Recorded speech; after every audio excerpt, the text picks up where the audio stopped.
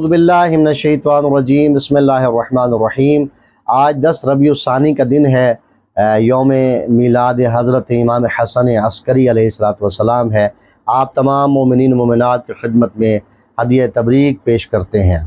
امام حسن عسکری علیہ السلام کا ایک فرمان کتاب تحف العقول میں صفحہ 489 پر لکھا ہے کہ امام حسن عسکری علیہ السلام نے فرمایا، وقال الامام الحسن العسکری علیہ السلام، من وعظ اخاہ سرا فقد زانہ ومن وعظہ علانیتا فقد شانہ، یعنی جس نے اپنے کسی بھائی کو نصیحت کی اعلانیہ طور پہ تو اس نے اسے رسوا کر دیا۔ یہ ہمارے معاشرے کا ایک المیہ ہے کہ ہم جب نصیحت کرتے ہیں تو 4 لوگوں میں نصیحت کرتے ہیں جس سے اس کی عزت نفس جو ہے وہ مجروح ہوتی ہے۔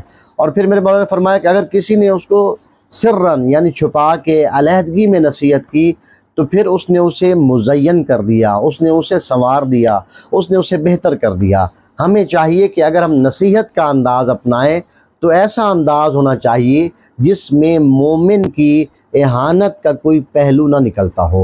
اللہ کریم ہمیں عمل کی توفیق عطا فرمائے۔ اللہم صلی علی محمد و آل محمد وعجل فرجہم۔